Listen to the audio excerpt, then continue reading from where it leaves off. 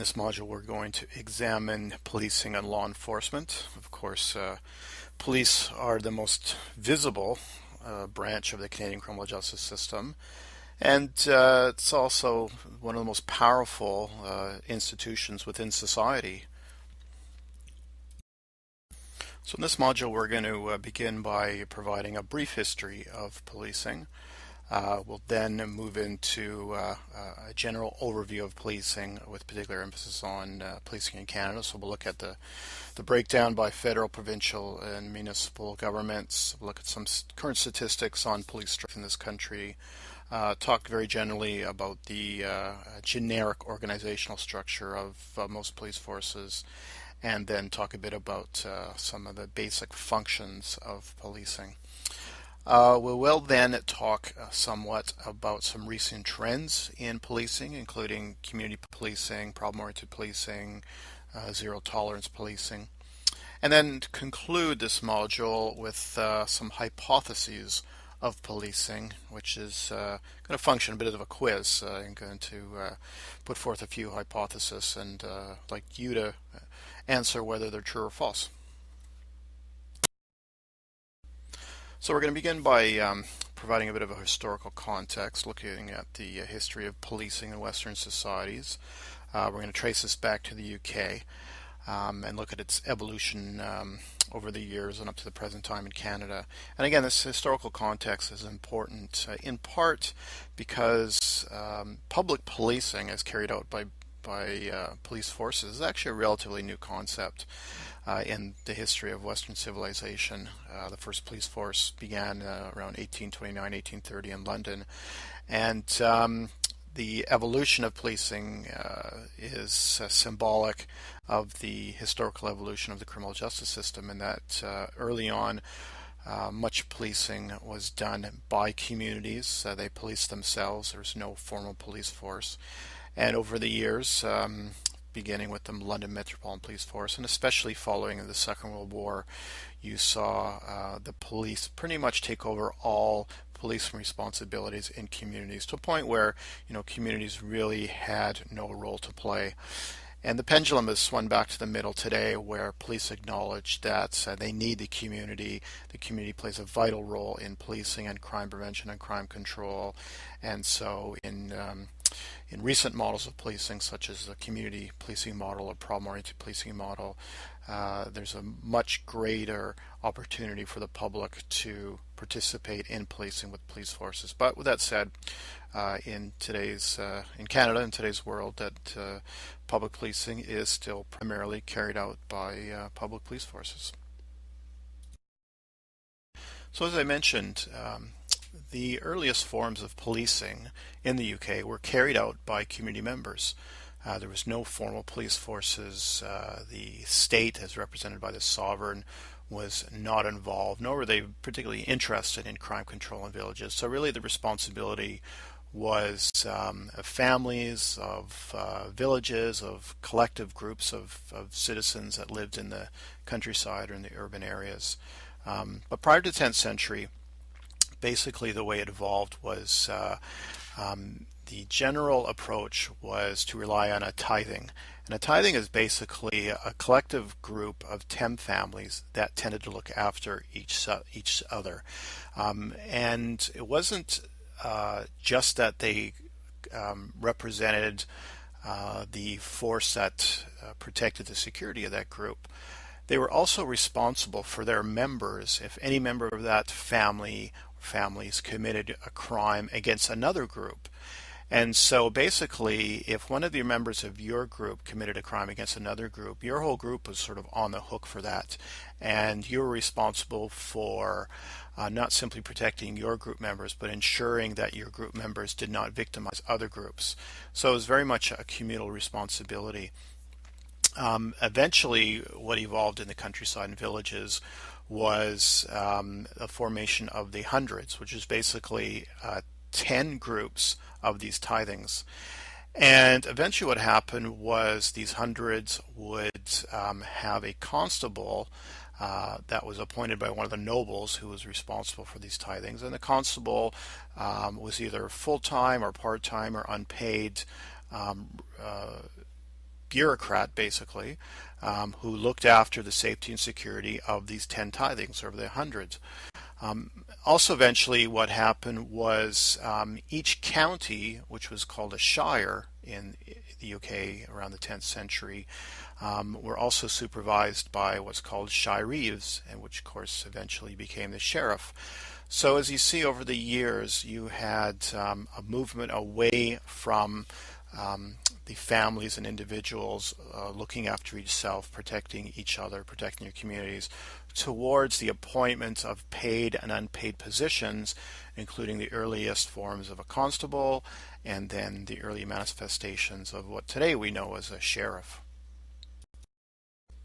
So as mentioned, the basic premise of policing or community safety in most of pre-industrial villages was the responsibility of community members. Part of the tithings, there was basically a watch and ward system, and that was a system that required all male adults in the village or in the community to take part in either citizen patrols or lookouts. And often these lookouts were actually to protect the village against invasions from other villages or from foreign forces. But it was also about internal security as well within a particular village. As we talked about in the previous model, legislation in the 13th century, the Statute of Winchester, actually codified into law the requirement that all larger towns actually implement some type of formal watch and ward system, or more specifically formal citizen patrols. So this was the first time in English history that the state, the sovereign, actually required towns and villages to implement some type of formal policing and crime control system. And what happened under this formalized system was that the more wealthy in the village began to pay others to assume the responsibility, and this eventually merged with the constable role that came out of the hundreds and the tithings. And so now you had some of the first paid police officers in a village. They weren't necessarily called police officers, but they were recognized throughout the village or community as someone who was responsible for security and safety. They often did have the title of constable. And part of the jobs of the constables of parishes or counties was to oversee the whole security system. So they didn't do all the watch and ward themselves, but their job was to oversee the citizens who were undertaking the patrols and the surveillance. And they were also asked to investigate certain offenses that were brought forth to them by people within the community. So by the 1700s, you had some major developments in England and in safety and security and within the country.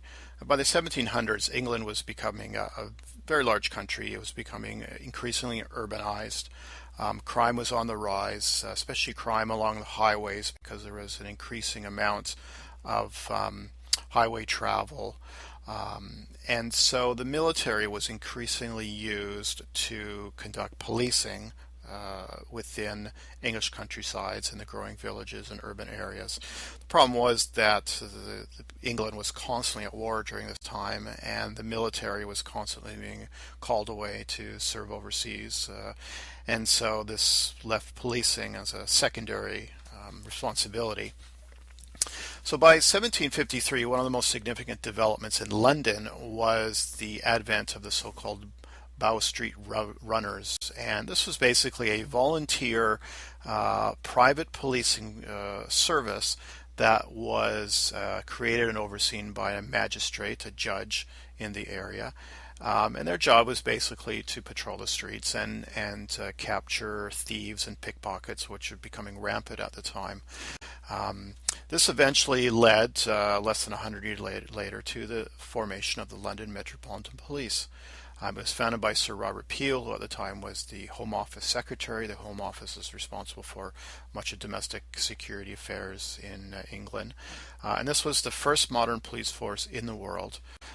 And its philosophies were basically first that the most effective way to control crime was by being proactive, by being preventative, so addressing the causes of crime or capturing thieves before they were able to commit another crime.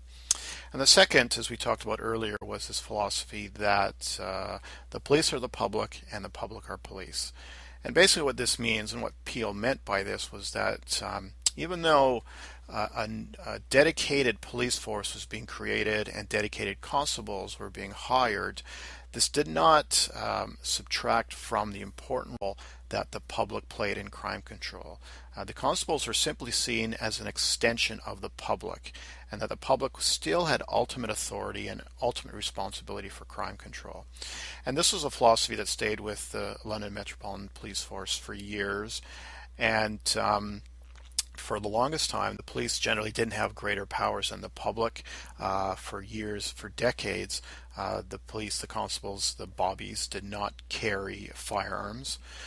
And so this was symbolic, again, of the police's representation or symbolic partnerships with the public, and the fact that, again, they weren't simply a separate police force, but they were extension of the public. So what you saw over from the 1700s up until the creation of the London Police Force was a growth of the English society, a growth of the urban centers, a growth in urban crime, violent crime, pickpocketing, thieves, and this really necessitated the creation of these formal policing services, in particular the London Metropolitan Police Force. And for any of you that ever wondered why British constables were called bobbies, well, it was after Sir Robert Peel. So Canada has a fairly long tradition of policing that dates back to some of the earliest settlements in this country. The first police force, or the first formal policing, was set up in Quebec, and this was actually carried out by the military in the 1650s. By 1835, Toronto, which was known as York and growing as an urban center, hired 6 night police officers to patrol particular areas that were vulnerable to robberies and thefts and assaults. Private policing was also quite popular in the 18th and 19th century in Canada and the US, and large companies would have their own police forces. Obviously, railroad companies would have security and police forces because to guard against train robberies. And the Hudson Bay also had its own police force, and this was formed for a number of reasons, one of which was to guard against the theft of pelts from traders and from hunters. And it was also to police the small towns that often grew up around the Hudson Bay trading forts, to police public drunkenness, also to police illegal trading. At the time, there was trading of pelts that were captured by native people who, of course, were given booze in return, and the Hudson Bay Company was trying to clamp down on that. So early part of the 1800s, you actually saw a rise of private police forces. Perhaps the most important date in the history of policing in Canada was 1873. That was the creation of the Northwest Mounted Police. And up until that time, there was actually a federal police force called the Dominion Police. It was quite small, very diminutive. And it was only responsible for federal policing, so it would often police issues with respect to newly formed taxation, smuggling. So what was needed at the time was a police force that was capable of policing the emerging settlers and settlements of the West. So in the 1870s, you saw increased settlement of the West, mostly Manitoba, Saskatchewan, Alberta, to some extent BC. And with settlement came some crime, including horse theft, smuggling. But the most significant issue facing the settlement of the West were what were called the whiskey trading forts, and these were illegal traders that would be trading whiskey and other rot gut booze to native people who they basically commissioned to capture buffalo furs and other pelts. And of course, the liquor trade had an absolutely devastating effect on the native population and was contributing to widespread lawlessness. And you had other issues, including antagonistic relationships between the settlers and the native people. And so the RCMP, or the Northwest Mounted Police, were called in to sort of police that. So the Northwest Mounted Police basically were formed in the 1870s to police the West, and in particular to police the settling of the West and to eradicate the whiskey trade. In 1920, the Northwest Mounted Police merged with the Dominion Police to become what we know today, the RCMP. And again, they were originally created as a federal police force, the RCMP. They didn't engage in provincial or municipal policing, and it was only in later years that they developed the capacity to provide policing, municipal and provincial policing, for growing cities and provinces in the country. Probably the most significant developments of policing in the 20th century occurred fairly early. In the 1920s and 1930s, you saw the introduction of technology into society as a whole that was adopted by police that radically changed policing to the extent that the models that were created in this period still exist with us today. So what you saw in the 1920s and particularly the 30s was the advent of two-way communications, the police patrol vehicle, and later the 911 phone system, which didn't happen a few years later. But what the communications and the police patrol car did was basically transform police organizations from one that was characterized by the police officer who walked the beat to now police departments that emphasized the reactive patrol car function. And basically the philosophy of policing and municipal policing was that if you had a roaming police car, this allowed police not only to deter crime by the visible sight of a police car, but allowed them to rapidly respond to crime and to criminal events. And that's where the two-way radio communication came in. Of course, by the 1930s, telephones were becoming commonplace in people's homes. So people were now able to call police to report a crime. And the central dispatch of the police department was able to relay this information to a patrol car through their two-way communications. So all the technology that was evolving at the time came to a head in this strategy that was evolving that involved the roaming police car. And of course today the roaming police car is still a fundamental part of municipal policing. So what you had as a result of this technology was that police were becoming increasingly reactive. They were being driven by incidents. And so this is a term that's often used in policing, is incident-driven policing. And what that means is that police now respond to calls that were being made by the public. And so their primary job became an incident-driven unit. Their job was to respond to calls for service. And so the beat cop, the cop that walked the streets, that partnered with local private entrepreneurs and local store owners and communities to fight crime, were basically now being replaced by the roaming police car. And the implication of this was an increased physical and psychological separation of police from the community. So they were no longer walking the beat and constantly interacting with people in the community. Instead, they were now in roaming police cars on the street driving around. So, and the only time the public, really saw them was when they were responding to a particular call for service. So the 1920s and 30s was an important period for the modernization of police force, which was influenced very much by technology.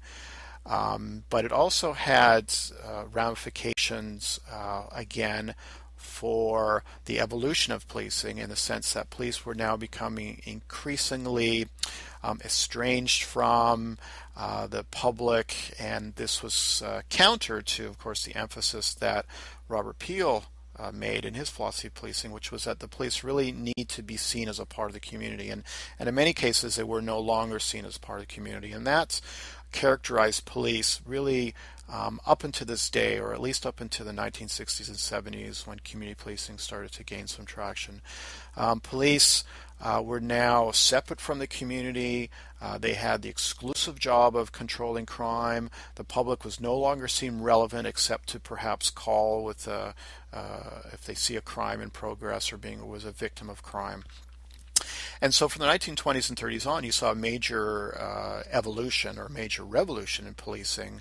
And one can argue that it was in fact negative in some respects, because it moved away from Peel's model of a real community-based approach to policing, where the police and the public work together.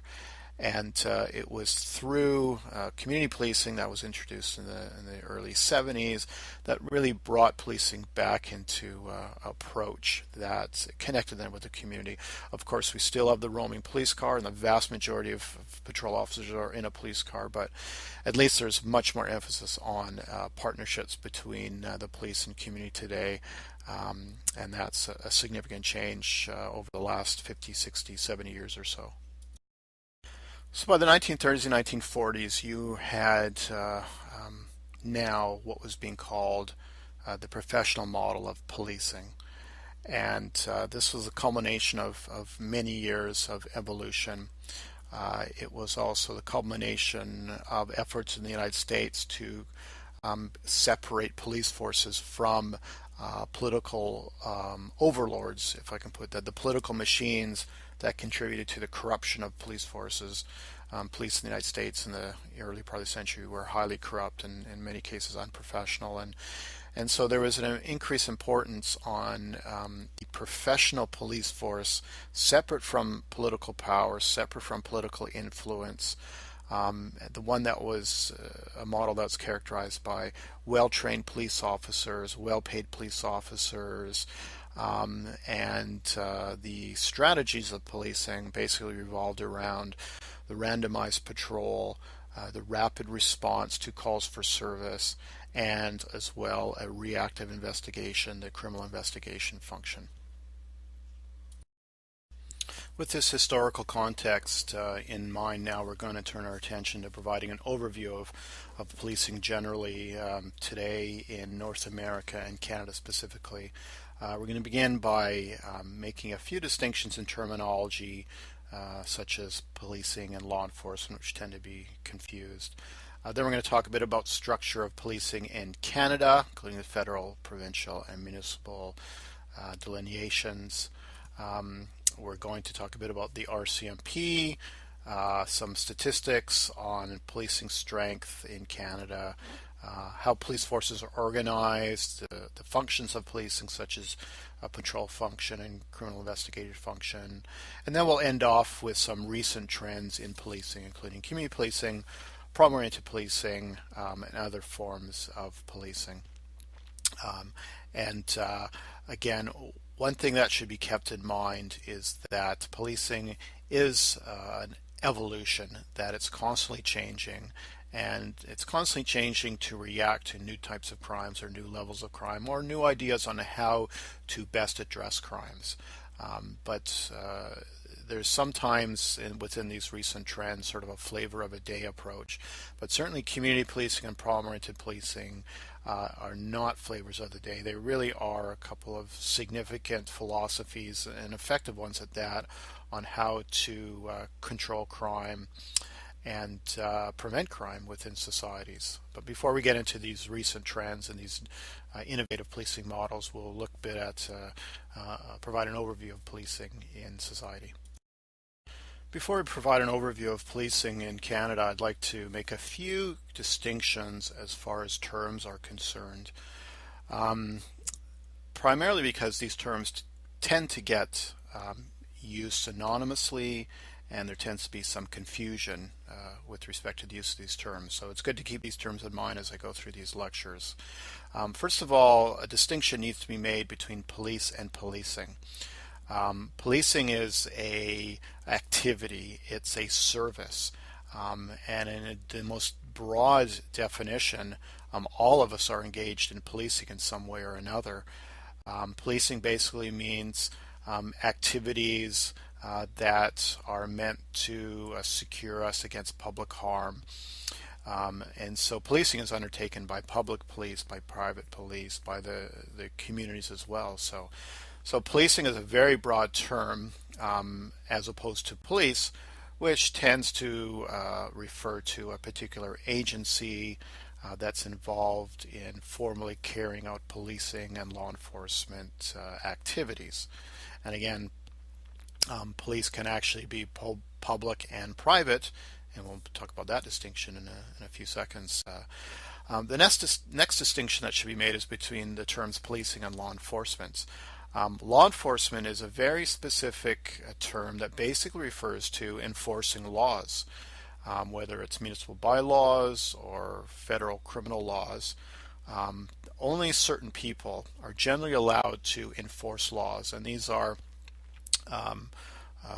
not simply police officers, but also law enforcement agencies outside of police. And so some other law enforcement agencies, for example, include Department of Fisheries and Oceans, which have extensive powers to police rivers and oceans within Canadian jurisdiction for illegal fishing. Customs, Canada Border Service Agency is a law enforcement agency. So these are agencies that have law enforcement powers, but are enforcing very specific types of laws. So with respect to the Department of Fisheries, they enforce fishery laws. With Canada Border Services agencies, they enforce customs laws. And they don't enforce criminal code. Only police forces that have been certified by the provincial attorney general of each province can actually enforce the criminal code or the drug statutes. And it's the same with making the differentiation between a public peace officer and a law enforcement agent. So only police officers, only public peace officers who have been appointed and duly recognized by the Attorney General can actually enforce the criminal code. So in short, law enforcement is a much broader title that can refer to the enforcement of any kind of laws, not just criminal code laws, but others, while policing, and specifically public policing by police forces, refer to agencies and peace officers that have been duly appointed and recognized by the provincial attorney general. Finally, a distinction has to be made between public and private police. As your textbook points out, the number of private police in Canada and North America vastly outnumbers public police. So when we refer to private police, we're referring to any individual generally within the private sector that is engaged in security or investigations. And so we're mostly talking about security guards, but we're also talking about individuals that, say, may be involved in investigative activities, private investigations. So a distinction has to be made between public policing and private policing. And again, private policing, they do not have any special powers. Basically, security guards and private detectives really only have the same powers that the average citizen has, and don't have any further powers, certainly don't have the same amount of powers that a public police officer has. Now that we have those distinctions out of the way, we're going to look at the structure of policing in Canada, and this can be broken down into two parts. The first is to look at how policing is structured at the national level, so we'll look at federal, provincial, municipal, and First Nations policing. And the second is to look a little more in depth at the internal organization of police departments. So just as the criminal justice system has powers divided between the federal, provincial, and municipal governments, the same can be said for policing. You have municipal policing, provincial policing, and federal policing. Municipal policing includes police forces that are specific to urban centers like the Vancouver Police Force, Toronto Police Force, Halifax Regional Police Force.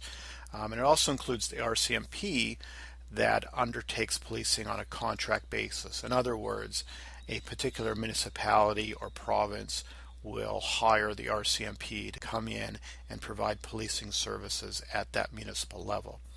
So about the vast majority of police officers in Canada are at the municipal policing level. Roughly around 2/3 of all police officers in Canada are involved in municipal policing. And that includes regional police forces. So these are police forces that will police a number of jurisdictions. So for example, the Halifax Regional Police is responsible for Halifax and then some of the suburbs like Dartmouth and Lower Sackville that surround Halifax. And then, of course, as I mentioned, this 67% also includes RCMP officers that work out of detachments responsible for policing a particular municipality on contract. The next level are provincial police. Provincial police generally are involved in highway enforcement. They're involved in policing small towns within the provinces that have their own provincial police force.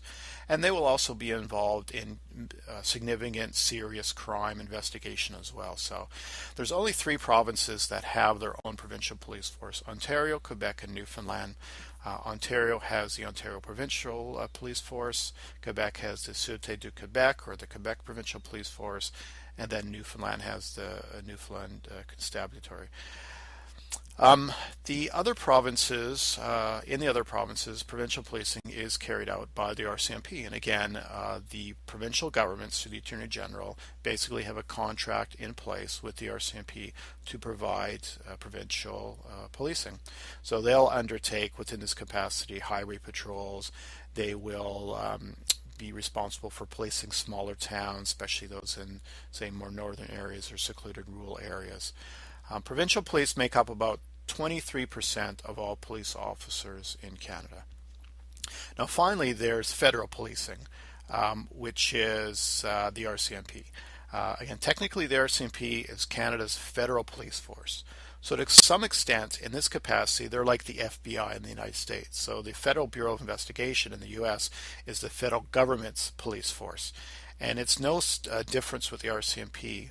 The RCMP was created as the federal government's police force, which was primarily responsible for carrying out federal policing responsibilities, and that included drugs, smuggling, criminal activities that involve taxation issues, political corruption, major drug investigations, organized crime, and so that the federal policing responsibilities were fairly narrow. It's only in their contract policing responsibilities that the RCMP get engaged in municipal and provincial policing. So technically, the RCMP is simply a federal police force that contracts itself out to municipalities and provinces to conduct municipal and provincial policing. But in provinces like Ontario and Quebec, where the RCMP is not involved in provincial or municipal policing, they only do federal policing. So when you go to Ontario or Quebec, you will rarely see an RCMP officer, and you certainly won't see one in dress uniform or their patrol uniform, unlike most other provinces where they do municipal and provincial policing. That's because the RCMP is only involved in federal policing in Ontario and Quebec, and so these are police officers that wear plain clothes, and they basically are involved in drug investigations, smuggling, organized crime, national security, that sort of thing. So federal policing, by contrast, is fairly small. There's only roughly about 8% of all police officers in Canada that are involved in federal policing, and all of which are, or the majority of which are within the RCMP. The final level of policing is a fairly new creation. That's First Nations policing. And First Nations policing was basically created to provide more autonomy for native bands to be able to police themselves. So most policing on First Nations reserves is either done by the RCMP in those contract provinces, will be done by provincial police, for example in Ontario, or will be done by First Nations policing. And again, it's a fairly new creation. Most First Nations do not have their own police forces. In some cases, the First Nations policing will work very closely with the RCMP or provincial police force. But I think this is something that's a wave of the future. I think more and more First Nations are going to be adopting their own police force simply because of the autonomy it provides them, the fact that they're not beholden to the RCMP. And the argument is that First Nations police forces understand and can respond better to local crime and disorder problems within First Nations communities.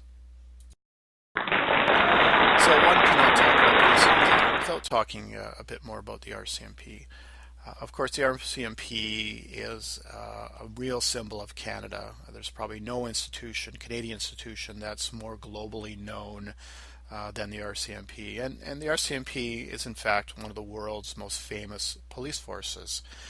And it's a symbol of Canada's law-abiding nature, whether we're that law-abiding or not.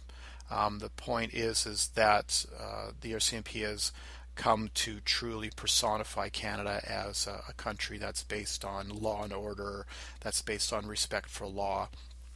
And again, you can question whether or not that is true, but certainly that is one of the resounding symbols of Canada, and our character is very much reflected in the RCMP and what it stands for. And the RCMP has a very storied history. It's certainly not flawless, but they are very much attributed with keeping peace during Western settlement. And this is very much in contrast to the kind of lawlessness and bloodshed that occurred in the settling of the U.S. West. They were instrumental in combating some of the biggest crimes in this country: organized crime, drug trafficking, national security issues. Through their federal policing responsibilities, are involved in some of those serious and complex criminal activities in this country. While technically they are a federal police force, they're also involved in municipal and provincial policing. And what that does is it basically establishes the RCMP as the only national police force in the Western world. In other words, they're the only police force that provides policing at the federal, state or provincial, and municipal levels. And again, if you look at the United States, in contrast, the FBI only delivers federal policing services. It doesn't conduct policing at a state level or at a municipal level. It doesn't have police officers in uniform. It's all plain clothes. And so the RCMP is a federal police force like the FBI, but unlike the FBI, it's a national police force that includes federal, provincial, and municipal policing. Now, one has to conclude by bringing up some of the controversies that have been surrounding the RCMP in recent years, and they've been really under great criticism for everything from rampant sexism within the force, and of course the high-profile tasering of Robert D. Gantis at the Vancouver airport a few years back. And there's a number of other litany of problems that the RCMP is going through. And again, a lot of this stems from the fact that the RCMP was pretty much left to its own devices for many years. Politicians and others didn't stick their nose in the RCMP internal affairs. This is a police force that really was allowed to run itself, and I think perhaps they were reading too much of their press releases and did not seek to try to address some of the problems that were fermenting in the police force. A real lack of professionalism at times, a lack of training for some, the recruitment of police officers who perhaps did not exemplify the RCMP tradition.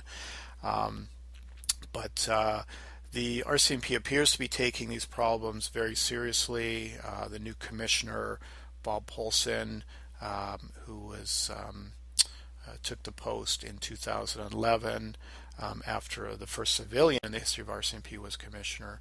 And so there's a lot of soul searching going around within the RCMP and outside. And certainly one of the ongoing questions is whether the RCMP should continue to be engaged in federal, provincial, and municipal policing. In other words, is it stretching itself too thin? Is it capable of being able to do all three of these very complex functions effectively and adequately? And there's going to be perhaps some changes made down the road for sure. But I don't think you're going to see the RCMP leave provincial and municipal policing anytime soon. There's a real strong vested interest in them to do so, and again, a lot of provinces and municipalities are very reliant on the RCMP to do so. So it's a force that has a long and storied history. It's very symbolic of Canada's so-called law-abiding nature. It's a very unique police force in the world, but it's not one without its problems. And I certainly invite you, as part of your essays or discussion group postings or case studies, to look at some of the problems the RCMP has been going through and dissect them and analyze them and cast your opinion on them, and also weigh in on this issue of whether or not the RCMP should continue to carry out all three policing functions, federal, provincial, municipal, or should they just stick with federal policing. This slide outlines some basic statistics on police strength in Canada today. This is taken from a 2010 report by Statistics Canada, which is entitled Police Resources in Canada, and the link to the website is at the bottom of the slide, and I'll include the website, the link to the website within the online course as well. But generally today there's about 70,000 police officers in Canada. That means there's about 203 police officers per 100,000 Canadians, which is generally lower than the US, Australia, and UK. Saskatchewan has the highest per capita police officers among among all the provinces, which could be very well a reflection that Regina and has one of the highest crime rates in Canada. St. John's, Newfoundland has the highest per capita police officer among all major cities, which is a bit surprising because St. John's has a fairly low crime rate, and maybe that's why, because it has a high number of police officers. And the last statistic is quite telling in that of all criminal justice costs in Canada, among all the different branches, police and policy and courts and corrections and parole, policing makes up over half, 60% of all criminal justice costs in Canada. So it's obviously the costliest of all the branches, and more costly than all the others combined. So we'll now turn attention to the internal organization of police. And most police forces, whether it's provincial or municipal or state, is structured along paramilitary lines. It's what's referred to as a professional or bureaucratic model of policing. And this is, again, to denote this model of policing as opposed to earlier forms of policing that were much more informal or had a more politicized structure where the senior members of the police force took orders from their political bosses. But today, as we discussed, the police force is meant to be separate from politics, separate from political masters, so they can make independent decisions without any type of political interference. But specific to the organizational structure of police forces, again, you're dealing with a paramilitary structure, so it's very much modeled after militaries where you have a hierarchical ranking. You have, at a municipal police force, you have the chief who's served by the deputy chief, and then chief inspectors, superintendents, staff sergeants, sergeants, constables. So within this bureaucratic model, it's very much a centralization of command. So the power resides at the top of the model, and the higher you are, the more powerful you are. And this is somewhat changing, and there's been a lot of criticism of this model, the argument being that the constables, the individuals working within the community, should have more power to make decisions because they're working in the community. They need to make decisions that are best for that community, and they can't constantly go to the chief or their supervisor for advice or for the delegation of responsibilities. So So the centralization of command, where all the power is concentrated in the chief, is starting to shift a bit, where you are seeing more power being distributed to frontline constables, again, in response to this community policing model. The last characteristic to note about police forces is what we call job specialization, and that is that police forces are divided largely into units along functional lines. So you'll have the patrol unit, and you may have a homicide unit or a sexual assault unit. You have a unit dedicated to traffic. So again, this is very characteristic of most police forces. There's no generalist. There's no one police officer that will work in homicide one day and the patrol or traffic function another day. Basically, you're assigned to a particular unit as a police officer, and you work exclusively within that unit. So, police departments are very much structured along very functional lines with areas of specialization with each function or each unit. So the police department is the one level of policing that we're most familiar with. It's certainly the most visible of all police forces. And the functions of a municipal police department can basically be divided into three areas. The first is crime control and prevention, the one that we typically associate with police. And crime control generally is responding to investigating and preventing crimes, which includes the patrol function and the criminal investigative function. So this is a function that's specifically focused on crime, criminal code infractions. The second is order maintenance or public order maintenance, and this is basically preventing and controlling behavior that disturbs the public peace. And that it could include quieting loud parties, mediating domestic and neighborhood disputes, or intervening in conflicts that arise between citizens. So as you notice here, that it doesn't necessarily involve crime control. All these examples I gave are not criminal necessary. But again, this is a broader role of police beyond crime control, and that is trying to maintain public order outside of the criminal realm. And the final area the police work in is what we can deem community services. And this is basically providing a wide range of services to the community, often as a consequence of the 24-hour availability of police. That includes responding to traffic accidents, assisting in searches for missing people, acting as an information or referral agency for victims of crime or for the general public. It can involve picking up mentally ill individuals that may be causing a public disturbance and taking them to a hospital or a clinical facility. So the police form a number of different functions in society, not just crime control. And most people are surprised to learn that the enforcement of criminal laws and crime control and crime prevention actually constitute a relatively minor aspect of the police officer's duties. So for most police officers, the primary role is that of one of peacekeeper rather than enforcer. Depending on the area being policed, officers might spend much of their time patrolling, time maintaining order, and less than 10 or 15% of their time enforcing the law. So police are really the front line in addressing many of society's problems. And this is, again, in their order maintenance and serving the community function. So they don't just deal with crime. They have to resolve disputes and direct traffic and deal with mentally ill and physically ill people, respond to fires, support fire departments. So again, a lot of the responsibility of police fall outside the strict crime control and crime prevention function. Municipal police have increasingly become reactive, and so it's what's again deemed to be incident-driven policing, and that the majority of their work is responding to emergency calls or responding to calls for service. And again, most calls for service are not criminal in nature.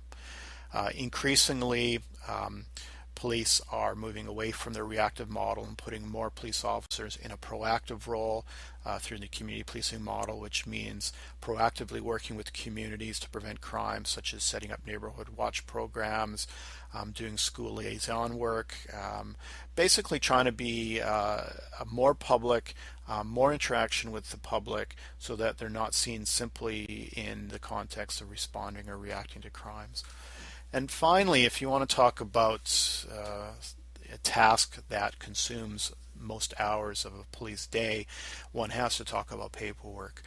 Police officers spend a lot of their time filling out paperwork.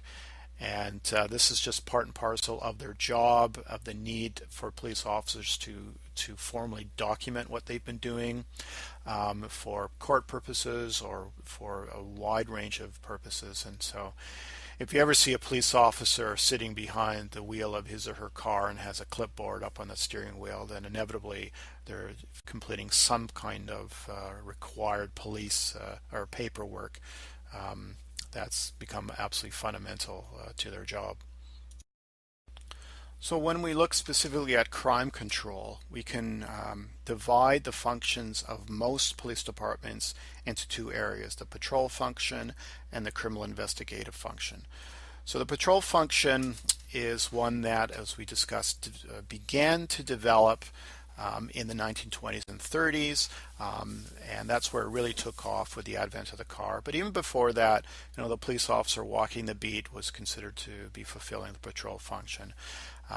But the patrol function is generally there to respond to calls for service, emergency calls. These can be calls for suspected criminal offenses, or again, any kind of problem or issue that police respond to in society in general, whether it's crime or order maintenance or simple assisting emergency services. And again, the philosophy or theory behind the patrol function is that you deter crime through visibility. So if a police car is seen in a neighborhood, supposedly that's supposed to deter crime through a high visibility. And as a result, through this visibility, you are maintaining order and a sense of security. The patrol function, again, is supposed to be there 24/7. And another very important aspect is that the quick response or the rapid response to calls for service is also supposed to fulfill the crime prevention, crime control, and crime deterrence function. So the patrol function is, in and of itself, is meant to control, deter, and prevent crime by responding to calls, the increased visibility of the patrol car, and the rapid response to calls for service. So in addition to the patrol function, the other unit that is responsible for crime control within police departments is the criminal investigative units. And again, here you have highly specialized units, detectives that will specialize in a particular type of crime. So many police departments will have a criminal investigative section. Within that section, you'll have specific areas or units like drugs or homicide or sexual assault. So those offenses that are more significant or serious in society tend to get investigative units dedicated to them. The one characteristic of criminal investigations is that they're almost entirely reactive. In other words, they respond to crimes. They respond to a murder or to drug trafficking or a sexual assault. And that's very much symbolic of policing in general, is that it's very reactive. One particular trend in recent years is what's been called intelligence-led policing.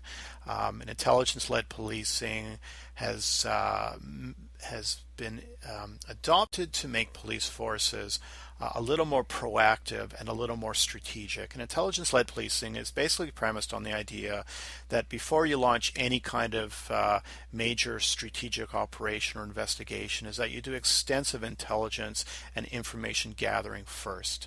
And so you gather information at the broadest level about what are the crime problems in the city, what are the organized crime problems, who are the major criminal actors, and then based on this intelligence you develop a strategy, you marshal resources, you put together a plan, and then you go out and target that particular problem or criminal entity.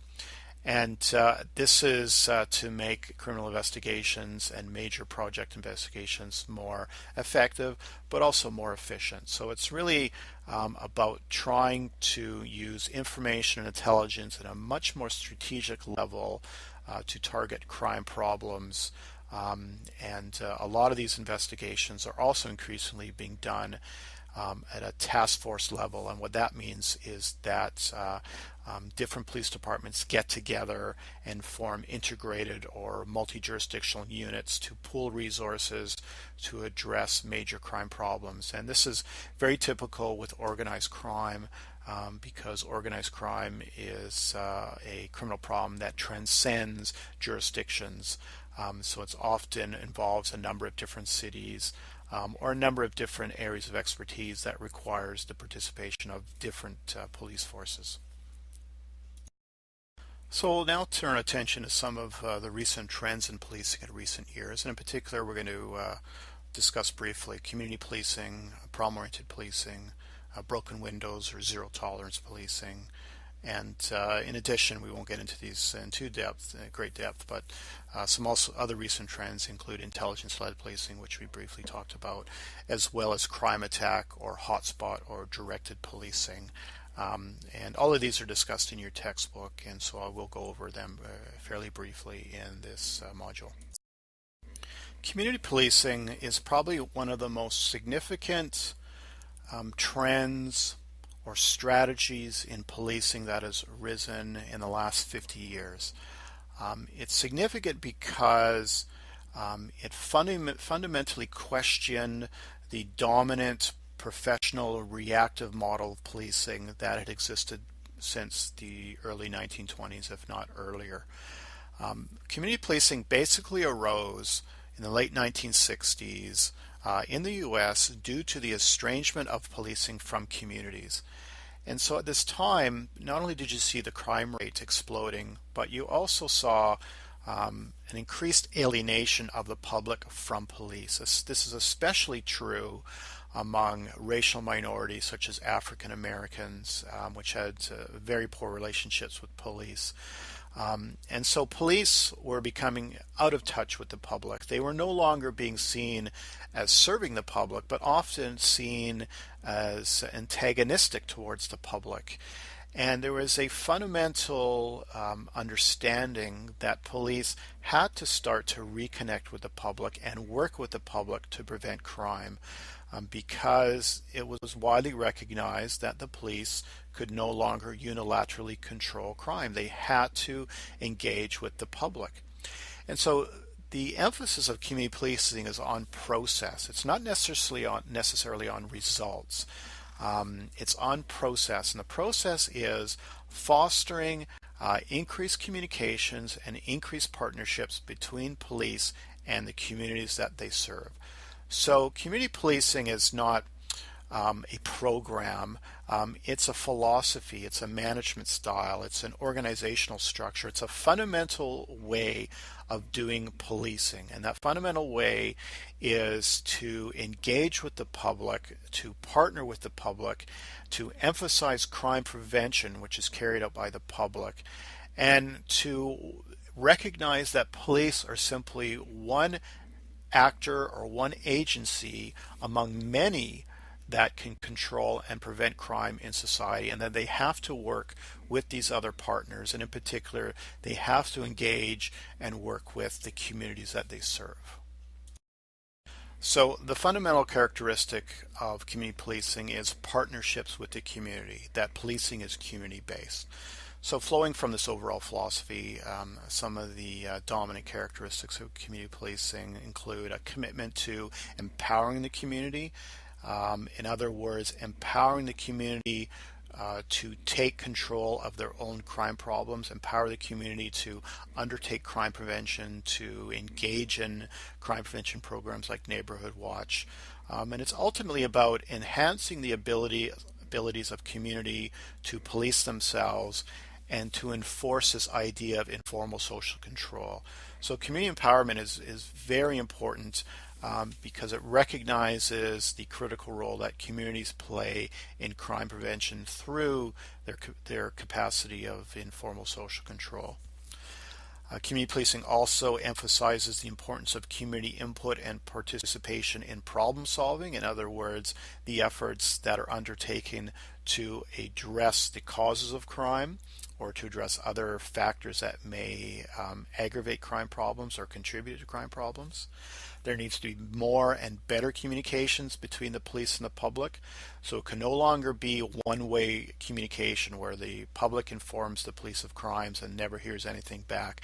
There now has to be a flow of information, a back and forth flow of information between the community and the public. And this means that the police have to keep the public informed of what it's doing in the community and its policing actions to the extent that it can, and not give away any secrets or any sensitive investigative or patrol strategies. Police must be more accountable to the community. So it's no longer that they're simply accountable to the chief or to the government. They are now accountable to the community, which means the community can make demands of the police, and the police need to be sensitive to those demands and respond to them. Police are seen as a part of the community, and again, this gets back to Robert Peel's principal philosophy in that police cannot see themselves as separate from the community. If they're going to work with the community and solve problems in the community, they have to be seen as a part of the community. Community policing also emphasizes the idea that police are not simply in there to enforce the law or control crime. They're there as broader agents of order maintenance or maintaining peace in a particular community.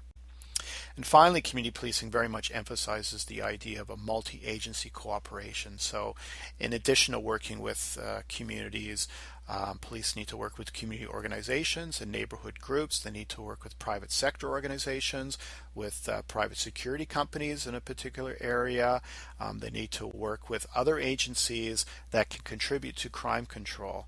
And that can include everything from the health department to engineering to urban planning, even to libraries. If libraries can get involved in bringing kids in to read instead of commit vandalism. So it's a multi-agency approach that is very much emphasized by community policing. And again, the importance is that police have to see themselves as simply one agency among others that can contribute to crime control and crime prevention.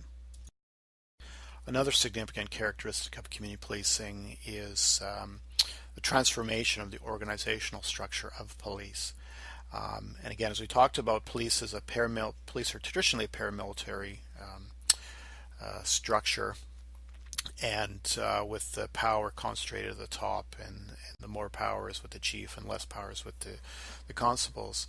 But under community policing, the goal is to transform this organizational structure so that there's greater responsibility and autonomy for the frontline constables to work with the community and to apply crime prevention strategies. So in many cases, this hierarchical paramilitary organizational model is flattened so that power is not so much concentrated within the chief or senior management, but that constables, those working the front lines, have much greater power and autonomy to make decisions and to exercise their discretion on what is best within the community they serve. Another aspect of this organizational restructuring is that there's greater decentralization, and in particular geographical decentralization. And that means that there's an emphasis on making sure that police have units or even precincts or community policing offices within different neighborhoods. So traditionally you have the headquarters of the police departments, and in larger cities you have precincts. But what community policing emphasizes is a greater geographical decentralization so that you have smaller police offices within particular neighborhoods. And again, this is part and parcel of the idea that police should be part of the community. So under many police forces, you're now seeing what's called community policing offices. And these are quite small offices, perhaps staffed by one or two police officers and also staffed by community members. There's a shift in power, as I alluded to. There's far greater decentralized and personalized policing. Again, so that the police officers who work in the community are able to work closely with community members and make decisions based on what their needs are. And again, this returns to the idea that it's difficult for a chief of police to make decisions for every community being served by the police force. So again, it's important that power is shifted to the constable and to the community for them to make decisions of what's best for that community. And finally, the transformed organizational structure means that police officers should be more reflective of the communities they serve. And this is particularly important for racial and ethnic minority communities that traditionally have not been served well by police or have an antagonistic relationship with police. And this is particularly true with, for example, African American communities in the United States, but also First Nations communities in Canada. And one of the challenges here is that police departments have to be much better at recruiting police officers who reflect the demographic, racial, ethnic characteristics of specific communities. And this is a major challenge for police forces in the 21st century, especially in multicultural countries like Canada, and that is recruiting police officers from the many different ethnic and racial communities within Canada. But that's a fundamental aspect of community policing, is that you have police officers that are reflective and representative of the communities they serve. Another significant trend in policing that's emerged in recent years is what's called problem-oriented policing. Problem-oriented policing also rose in the 1970s, and it didn't necessarily arise from the poor relationships between police and the communities, which was the impetus for community policing. Instead, it arose from the crisis of the effectiveness of policing in controlling crime, or the effectiveness of police, public police. So we know again that by the late 60s, early 70s, crime has increased dramatically in North America. And so there was a number of questions and critiques of the ability of police to address these crime problems. Police by this time had become overwhelmingly reactive, and many were simply only addressing the symptoms of the problems. They were only addressing the symptoms of crime problems and not addressing the fundamental problems that gave rise to this crime in a particular community. So the emphasis of problem-oriented policing was on outcome as opposed to process, which is emphasized in community policing. So the emphasis on problem-oriented policing is making police more effective in controlling crime. And that is to be achieved by making police better and more effective at preventing crime by addressing the root causes of the problem. So some of the characteristics of problem-oriented policing is that, first and foremost, it's proactive. And what that means is that police don't always wait for a crime to occur and to react to a crime, that they work in a very proactive, preventative mode to try to identify problems that may emerge, and also identify problems or factors that may give rise to a crime in the future. There's very much an emphasis on addressing the root causes of crime problems, and working with other agencies to address those root causes. There is an increased emphasis on critical thinking and analysis by police officers. So you simply don't respond to a problem, but before you react, you develop solutions that are proactive, preventative, fundamental, that involves research and analysis of information that allows you to determine what the particular problem is and what is the cause of this problem. And then, of course, the solution is very much targeted at the root cause and not simply the symptoms of the problem. Like community policing, problem-oriented policing often involves the community and other actors or agencies in defining the problems and developing the solutions. And probably most importantly, with problem-oriented policing, the philosophy revolves around developing and applying a solution that's highly appropriate to the problem. So each case, each crime problem is unique in itself, and you can't simply apply some cookie cutter approach to addressing this problem. You need to apply solutions that are unique as the problem itself, and that are highly individualized to a particular case. And so this really promotes creative thinking within police officers. And as far as finding a solution to the problem is concerned, there's in particular a heavy emphasis on diversion or use of alternatives to the criminal justice system. And this is a recognition that, the criminal justice system is not always the most appropriate solution to a problem. If you have, for example, a population that's abusing drugs and committing, property crimes as a result, the solution is not always arresting them and putting in jail. The solution may very well be trying to find these individuals treatment for their drug problem. And so again, here you have police looking at alternatives that in fact address the cause of the problem and not simply the symptom of the problem. And that's a fundamental aspect of problem-oriented policing. Another recent trend in policing that has been particularly popular in some American cities is known as the broken windows or zero tolerance approach to municipal policing. And it's premised on a theory of crime and disorder that's called broken windows. And this was developed by a couple academics in the US in the early 80s. Very powerful theory, but very controversial as well. And basically the theory argues that disorder is a magnet for crime. In other words, parts of a city or a city as a whole that has fallen into disrepair, where you have physical dilapidation, where you have a number of disorder and order maintenance problems in a neighborhood, this is what attracts crime, according to this theorist. So broken windows is in fact a metaphor. What they argue that if a window in a building is broken and goes unrepaired, then that will attract more broken windows, and inevitably it will lead to the vandalism of the building and the outright destruction of the building. And again, this is a metaphor for neighborhoods and societies as a whole, that if we let disorder problems like broken windows, graffiti, vandalism, uncivil behavior, if we allow that to go unchecked, then that will invite greater crime problems. So disorder is a magnet for crime. It also fosters fear and attracts criminals as well. So the central concern of the zero tolerance approach is to address these non-criminal disorder and incivilities. And basically this is what is meant by zero tolerance. So you have zero tolerance even for minor offenses. And again, this is a bit of an aberration from the past, because generally police tend to ignore minor incivilities or minor disorder problems because they need to focus on criminal problems.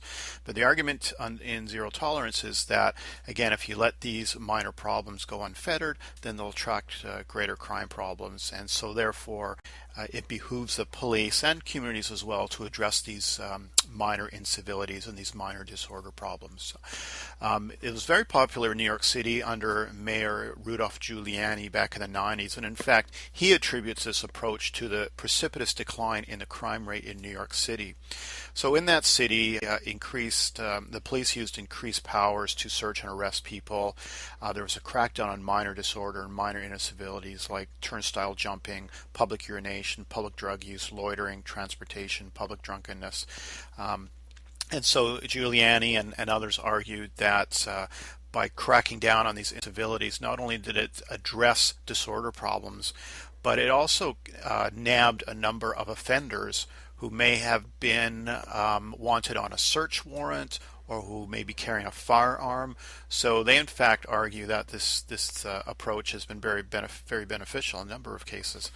It hasn't been so popular in Canada, again, which is a reflection of a more genteel approach to policing in this country. It's also basically many people see this as an aberration from the traditional policing approach in Canada, and the fact that it may actually present significant charter issues, abrogating the rights of individuals.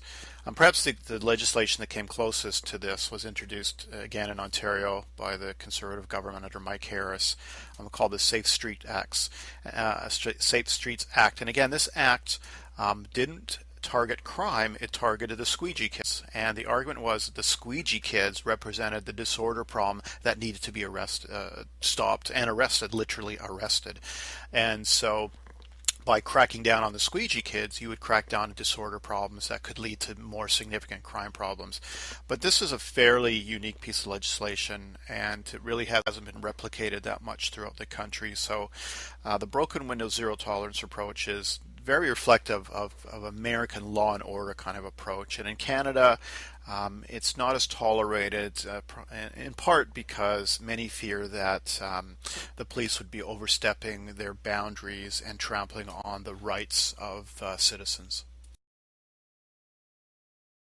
I'm going to end this particular lecture by discussing some hypotheses, or what you can even argue are mythologies in policing in North America. Your textbook outlines some of the common misconceptions of modern police work. And in the same vein, there's some basic hypotheses of policing that have been propagated for years and years, but a lot of them are not true. And so what I'm going to do is go through some of these hypotheses, and I want you to answer whether or not this hypothesis is true or false. Then I'll give you what is the correct answer based on research and statistics. The first hypothesis or misconception is that police officers spend most of their time fighting crime. So they spend most of their time as law enforcement agents. Is that true or false?